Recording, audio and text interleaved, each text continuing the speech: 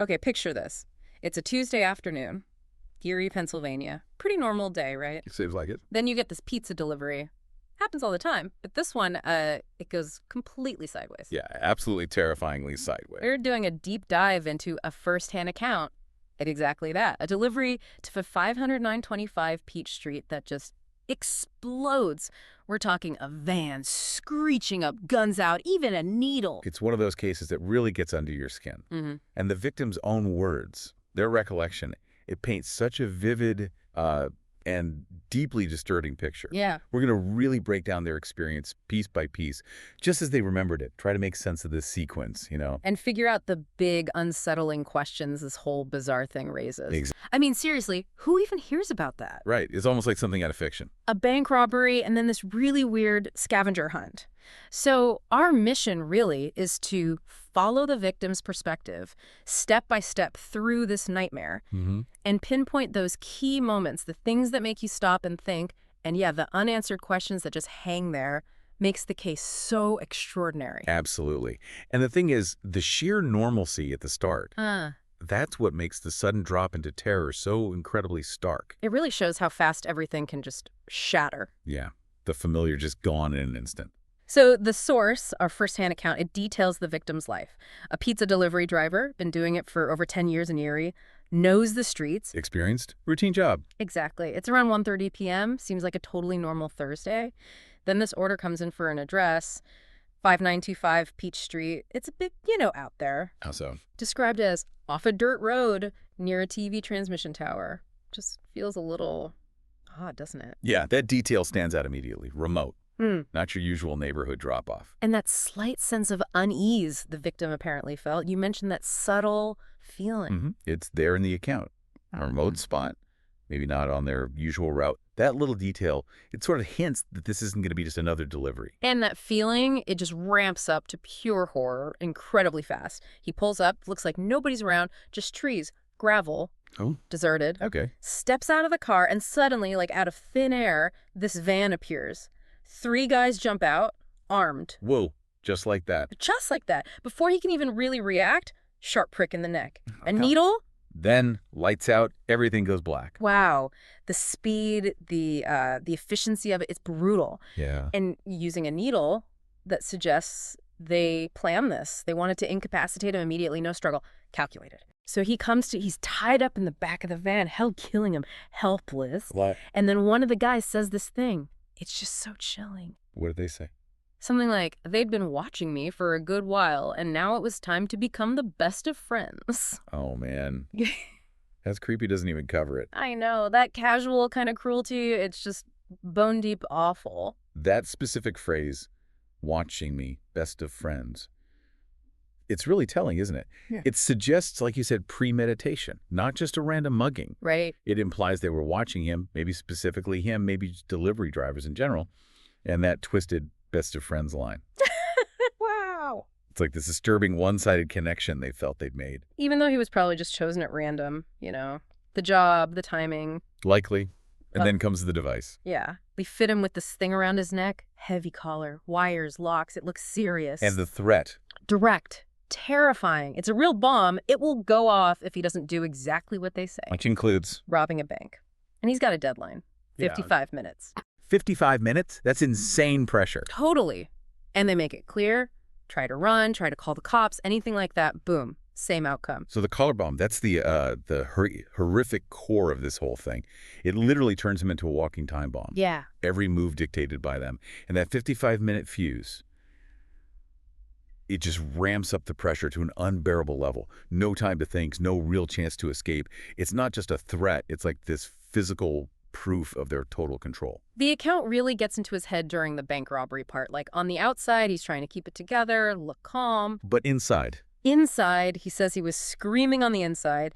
His hands were shaking so bad he actually dropped the envelope with the instructions at one point. I can only imagine. The sheer terror. He walks into the PNC bank, slides a note to the teller. It says, "Gather $250,000. You have 15 minutes before this bomb goes off." Wow, that contrast, trying to act normal in a bank while you've got a bomb strapped to you. It's surreal. Absolutely. Forced to commit this major crime while, literally facing death any second. It's just a nightmare scene playing out in a totally ordinary place. Here's a really weird part, maybe a crucial detail. He doesn't get anywhere near the $250,000. Oh. How much did he get? He leaves the bank with only about $8,700. $8,700. That's nowhere near the demand. Not even close, but the account says he was desperately hoping, maybe it'll be enough. Maybe they'll just take it and stop this. That huge difference, $250K demanded versus less than $9 obtained, that immediately makes you question things, doesn't it? But what? Like, was the robbery itself the main point? Or was it just like one step in a bigger, darker plan? Right, because getting just $8,700, it suggests the robbery might have been more about, I don't know, creating chaos, or just part of the plan, not the whole goal. Exactly. A means to some other end. So what happens next is just even weirder. This bizarre scavenger hunt? Scavenger hunt. With a bomb around his neck? Yeah. He gets instructions. Supposedly they'll lead him to keys or maybe a code, something to unlock the collar. Okay, that's incredibly cruel. Totally. The first stop was supposed to be behind a McDonald's sign. Then he was directed towards some woods. But he never actually gets to those next locations. Why not? Before he can follow the scavenger hunt further, the police show up. Someone must have called it in. From the bank, maybe? Yeah, the account mentions someone called it in. So the confrontation happens. It's in a parking lot near another bank, actually. Okay, so police arrive. What happens? He tries desperately to explain. You have to imagine the panic. He's telling them, this isn't me. It's not my plan. The bomb is real. Pleading for help, for someone to disarm the thing. What do the police do? Well, they're facing this completely unprecedented, incredibly dangerous situation, right? A guy with a live bomb. Yeah, incredibly risky for everyone. So they keep their distance, weapons drawn, understandable, but... But from his perspective, agony, utterly terrifying, Yeah. feeling completely alone right then, with help right there, but unable to reach him. Exactly. And then the waiting, the anticipation. He describes feeling the timer ticking against his chest, like a heartbeat, but, a deadly one. Oh, God. And then the sound changes. The rhythm of the beeps. It goes from steady to beep, beep, beep. Oh, no. That little change. Signals the end, the irreversible. That specific detail, just the change in the beeping. It's so simple, but conveys everything, doesn't it? That impending doom. It's chilling. Then he talks about a final scream, one he couldn't quite get out. And then just the explosion. Deafening. Horrific. The last thing he remembers seeing, or at least recalling in the account, is the sound, sharper and louder than any scream.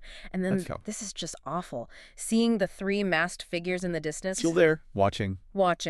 And he says, they seem to be smiling before they just turned and walked away. Smiling. While watching. That's beyond cold. It's pure depravity. Yeah. Speaks to a complete lack of any empathy, any humanity.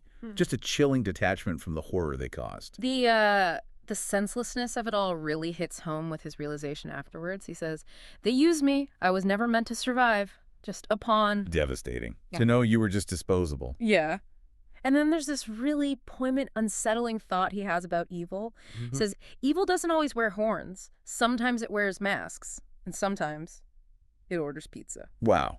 That line really cuts deep, doesn't it? It does. It perfectly captures the core horror here. It shatters that idea that evil is always obvious, always monstrous looking. Right. It reminds you that sometimes the worst things can hide behind something totally ordinary, blend right into everyday life. So when you put it all together, you've got this guy seemingly picked at random, thrown into this unbelievably horrific situation. Something out of a nightmare. Used as just a tool in this bizarre, deadly game, and then just thrown away that feeling of being powerless, disposable. It's just chilling. It is. And this whole event, it's so disturbing because it shows how extreme, senseless violence can just erupt out of nowhere, right in the middle of ordinary life. Yeah.